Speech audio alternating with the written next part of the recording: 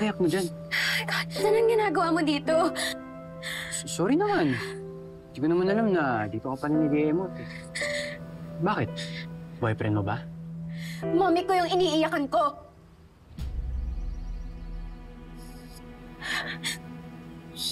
Sorry.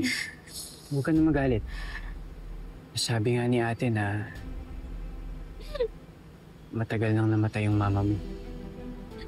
Hindi naman porket matagal nang patay yung mama ko, wala na lahat ng pain. Kasi every single day, dapat buhay pa siya eh. Dapat masaya pa kami gaya ng ate mo.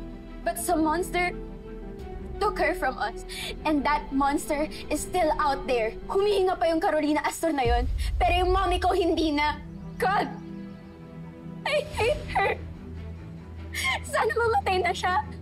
Sana mamatay na yung Carolina Astor sa pinakamasakit at pinaka-violent because she deserves it.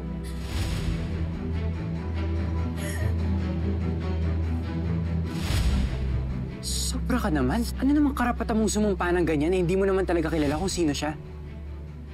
Saka isa pa, hindi mo naman alam kung ano talaga yung nangyari, di ba? Kaya hindi mo siya pwedeng husgahan ng ganyan. Bakit, Stan? Kilala mo ba siya? Kilala mo ba si Carolina Astor, ha, Stan? Sigurado ka? Na-check mong mabuti?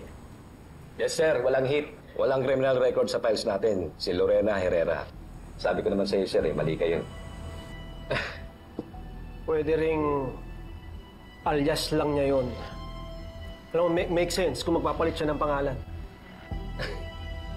Naniniwala ka ba talaga, sir, na si Carolina Astor ang pumatay? Ako kasi, sir, hindi eh. Paano mo naman nasabi yan? Bakit ko naman doon sa taong yun? Ang akin lang, hindi mo naman talaga alam kung ano yung totoong nangyari, di ba? Kaya bakit mo siya huhusgahan? Malay ba natin kung hindi naman niya sinasadya yung pagkamatay ng mommy mo? Kung hindi sinasadya, basag na basag yung skull ng mom ko. Ang sabi sa autopsy report, paulit-ulit na hinampas yung ulo ng mom ko. Anong hindi sinasadya doon?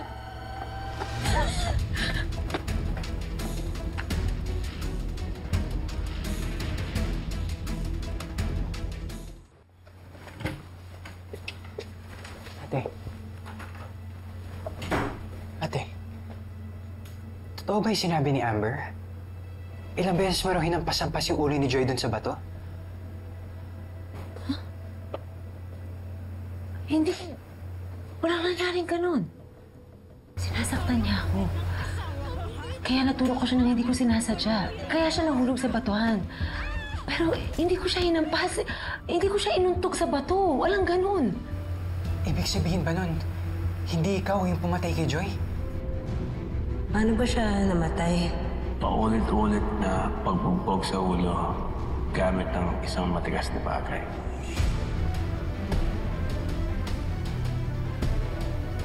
Hindi ako yung pumatay kay Joy. Sino?